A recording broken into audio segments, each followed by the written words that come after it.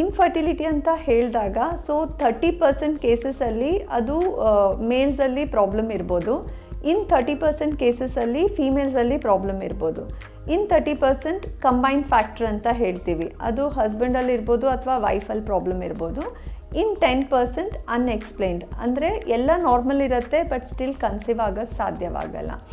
ಅದಕ್ಕೆ unexplained infertility ಅಂತ ಹೇಳ್ತೀವಿ. ಅದಕ್ಕೆ ಒಂದು ಸತಿ ನೀವು ಸೆಂಟ್ರಿಗೆ ಬರಬೇಕಾದ್ರೆ ಹಸ್ಬೆಂಡ್ ವೈಫ್ ಜೊತೆಯಾಗಿ ಬರಬೇಕಾಗತ್ತೆ. ಯಾಕಂದರೆ ಯಾರಲ್ಲಿ ತೊಂದರೆ ಇದೆ ಅದನ್ನು ಕಂಡು ಹಿಡಿಬೇಕು. ಆಮೇಲೆ ಏನು ಕಪಲಲ್ಲಿ ಏನು ತೊಂದರೆ ಇದೆ ನೋಡಿಬಿಟ್ಟು ನಾವು ಟ್ರೀಟ್ಮೆಂಟ್ ಅಡ್ವೈಸ್ ಮಾಡಬೇಕಾಗತ್ತೆ. ಸಪೋಸ್ ವೈಫ್ ಅಷ್ಟೇ ಬಂದರೆ ನಾವು ಅದಕ್ಕೆ ಟ್ರೀಟ್ಮೆಂಟ್ ಏನು ಬೇಕಂತ ಹೇಳೋಕ್ಕಾಗಲ್ಲ. ಫಸ್ಟ್ ಟೈಮ್ ಬಂದಾಗ ಹಸ್ಬೆಂಡಲ್ಲಿ ಒಂದು ಸೀಮನ್ ಅನಲೈಸಿಸ್ ಮಾಡ್ತೀವಿ, ಧಾತು ಪರೀಕ್ಷೆ. ಧಾತು ಪರೀಕ್ಷೆಯಲ್ಲಿ ಏನೆಲ್ಲ ನೋಡ್ತೀವಿ, ಒಂದು ಸ್ಪರ್ಮ್ ಕೌಂಟ್ ಹೇಗಿದೆ ಅಂತ ಚೆಕ್ ಮಾಡಬೇಕಾಗತ್ತೆ. ವೀರಾಣುಗಳು ಕಣಗಳು ಹೇಗಿವೆ, ಮಾರ್ಫಾಲಜಿ ಆಕಾರ ಅಂದರೆ ಅದರದ್ದು ಮೂಮೆಂಟು ಮತ್ತು ಆಕಾರ, 3 ಇಂಪಾರ್ಟೆಂಟ್ ಥಿಂಗ್ಸ್ ನಾವು ಧಾತು ಪರೀಕ್ಷೆಯಲ್ಲಿ ಚೆಕ್ ಮಾಡ್ತೀವಿ. ಒಂದು ಕೌಂಟು, ಇನ್ನೊಂದು ಮೂಮೆಂಟ್, ಆಮೇಲೆ ಅದರ ಆಕಾರ. ಕೌಂಟ್ ಮಿನಿಮಮ್ 39 ಮಿಲಿಯನ್ ಇರಬೇಕಾಗತ್ತೆ. ಕೌಂಟಲ್ಲಿ ಏನಾದರೂ ಕಡಿಮೆ ಇದ್ದರೆ ಅದಕ್ಕೆ ಟ್ಯಾಬ್ಲೆಟ್ಸ್ ಇರುತ್ತೆ, ಅದನ್ನು ಕೊಡ್ಬೋದು. ಮೂಮೆಂಟ್ ಅಂತ ಏನು ಹೇಳ್ತೀವಿ, ಮೂಮೆಂಟ್ ಕೂಡ 2 ಥರದ್ದು ಇರುತ್ತೆ. ಒಂದು ಫಾಸ್ಟ್ ಮೂಮೆಂಟ್ ಮತ್ತು ಸ್ಲೋ ಮೂಮೆಂಟ್, ಅದನ್ನು ಚೆಕ್ ಮಾಡ್ಕೊಳ್ತೀವಿ. ಆಮೇಲೆ ಮಾರ್ಫಾಲಜಿ, ಹೇಗೆ ನಮಗೆ ಹೆಡ್ ಬಾಡಿ ಅಂತ ಆಕಾರ ಇರುತ್ತೋ ಸ್ಪರ್ಮ್ ಕೂಡ ಹೆಡ್ ನೆಕ್ ಟೇಲ್ ಅಂತ ಅದಕ್ಕೂ ಕೂಡ ಆಕಾರ ಇರುತ್ತೆ. ಅದರಲ್ಲಿ ಏನಾದರೂ ಎಬ್ನಾರ್ಮಲಿಟಿ ಇದೆನಾ ಅಂತ ಚೆಕ್ ಮಾಡ್ಕೊಳ್ತೀವಿ.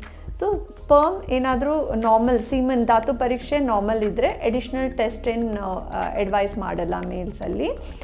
ಫೀಮೇಲ್ಸಲ್ಲಿ ಫಸ್ಟ್ ಟೈಮ್ ನೀವು ಸೆಂಟ್ರಿಗೆ ಬಂದಾಗ ಫೀಮೇಲಲ್ಲಿ ಒಂದು ಅಲ್ಟ್ರಾಸೌಂಡ್ ಸ್ಕ್ಯಾನಿಂಗ್ ಮಾಡಿಬಿಟ್ಟು ನೋಡ್ತೀವಿ ಗರ್ಭಚೀಲ ಎಲ್ಲ ಚೆನ್ನಾಗಿದೆನಾ, ಏನಾದರೂ ಅದರಲ್ಲಿ ಫೈಬ್ರಾಯ್ಡ್ಸ್ ಇದೆ, ಗಡ್ಡೆ ಇದೆ, ಅಥವಾ ಏನಾದರೂ ಪ್ರಾಬ್ಲಮ್ ಇದೆ ಅಂತ ಚೆಕ್ ಮಾಡ್ಕೊಳ್ಬೇಕಾಗತ್ತೆ. ಆಮೇಲೆ ಅಂಡಾನು ಉತ್ಪನ್ನ ಶಕ್ತಿ ಅಂದರೆ ಓವೇರಿಯನ್ ರಿಸರ್ವ್ ಅಂತ ಏನು ಹೇಳ್ತೀವಿ, ಅದನ್ನು ಕೂಡ ಚೆಕ್ ಮಾಡಬೇಕಾಗತ್ತೆ. ಎಗ್ ರಿಸರ್ವ್ ಚೆನ್ನಾಗಿದೆನಾ, ಬೇರೆ ಏನಾದರೂ ತೊಂದರೆ ಇದೆ, ಇದು ಸ್ಕ್ಯಾನಿಂಗಲ್ಲಿ ಗೊತ್ತಾಗುತ್ತೆ. ಆಮೇಲೆ ಸರ್ಟನ್ ಹಾರ್ಮೋನ್ ಟೆಸ್ಟ್ ಬೇಕಾಗತ್ತೆ ಫೀಮೇಲ್ಸಲ್ಲಿ, ಅದು ಥೈರಾಯ್ಡ್ ಇರ್ಬೋದು, ಪ್ರೊಲ್ಯಾಕ್ಟಿನ್ ಅಥವಾ FSH LH hormone, AMH. Certain blood test advise ಮಾಡ್ತೀವಿ.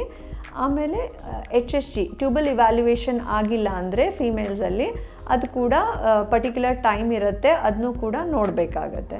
ಇದೆಲ್ಲ ನೋಡಿಬಿಟ್ಟು ಸಪೋಸ್ ಕಪಲ್ ಒಂದು ದಂಪತಿ ಅಂತ ಹೇಳಿದಾಗ ಏನು ಪ್ರಾಬ್ಲಮ್ ಇದೆ ನಮ್ಗೆ ಒಂದು ಬೇಸಿಕ್ ಐಡಿಯಾ ಬರುತ್ತೆ. ಅವ್ರಿಗೆ ಯಾವ ರೀತಿಯಿಂದ ಟ್ರೀಟ್ಮೆಂಟ್ ಬೇಕು, ಜಸ್ಟ್ ಬೇಸಿಕ್ ಟ್ಯಾಬ್ಲೆಟ್ಸ್ ಅಥವಾ ಓವ್ಯುಲೇಷನ್ ಇಂಡಕ್ಷನ್ ಅದು ಬೇಸಿಕ್ ಟ್ರೀಟ್ಮೆಂಟ್ ಆಗುತ್ತೆ. ಅದರಲ್ಲಿ ಏನಾದರೂ ಕನ್ಸೀವ್ ಆಗ್ಬೋದಾ, ಅಥವಾ IUI ಬೇಕಾ ಅಥವಾ IVF ಬೇಕಾ ಅಂತ ಡಿಸೈಡ್ ಮಾಡ್ತೀವಿ. ಕೆಲವು ಕಂಡೀಷನಲ್ಲಿ ಡೈರೆಕ್ಟ್ IVF ಹೇಳಬೇಕಾಗೋ ಸಂದರ್ಭ ಇರುತ್ತೆ. ಅಂಥ ಕಂಡೀಷನ್ಸ್ ಯಾವಂದರೆ, ಒಂದು ಮೇಲ್ಸಲ್ಲಿ ತುಂಬ ಸ್ಪರ್ಮಲ್ಲಿ ವೀರಾಣುಗಳು ತುಂಬ ಕಡಿಮೆ ಇದೆ, ಅಥವಾ ಅಜುಸ್ಪರ್ಮಿಯಾ 0 ಕೌಂಟ್ ಇದೆ, ಆ ಟೈಮಲ್ಲಿ ನಾವು ಡೈರೆಕ್ಟ್ IVF ಅಡ್ವೈಸ್ ಮಾಡಬೇಕಾಗತ್ತೆ. ಅಥವಾ ಫೀಮೇಲ್ಸಲ್ಲಿ ಟ್ಯೂಬ್ ಬ್ಲಾಕ್ ಅಂತ ಹೇಳ್ತೀವಿ, ಗರ್ಭನಾಳ ಅಂತ ಏನು ಹೇಳ್ತೀವಲ್ಲ, ಅದು ಬ್ಲಾಕೇಜ್ ಇದ್ದರೆ ಅವಾಗೂ ಕೂಡ IUI ಅಥವಾ ಬೇಸಿಕ್ ಟ್ರೀಟ್ಮೆಂಟ್ ಮಾಡೋಕ್ಕಾಗಲ್ಲ. ಆಮೇಲೆ ಸಿವಿಯರ್ ಎಂಡೋಮೆಟ್ರಿಯೋಸಿಸ್ ಇರ್ಬೋದು, ಅಥವಾ ಲೋ ಓವೇರಿಯನ್ ರಿಸರ್ವ್ ಅಂದರೆ ವಯಸ್ಸು ಅವ್ರದ್ದು ತುಂಬ ಮೋರ್ ದೆನ್ 35 ಇಯರ್ಸ್ ಇದೆ, ಎಗ್ ತುಂಬಾ ಕಡಿಮೆ ಆಗಿದೆ, ಕೌಂಟ್ ಕಡಿಮೆ ಆಗಿದೆ ಅಂದಾಗ ಅವಾಗೂ ಕೂಡ IVF ಅಡ್ವೈಸ್ ಮಾಡಬೇಕಾಗತ್ತೆ.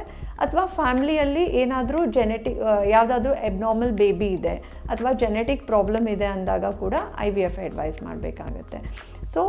ಈ ರೀತಿ ನಿಮ್ಮದು ಬೇಸಿಕ್ ಇವ್ಯಾಲ್ಯುಯೇಷನ್ ಫಸ್ಟ್ ವಿಸಿಟಲ್ಲಿ ಆಗುತ್ತೆ.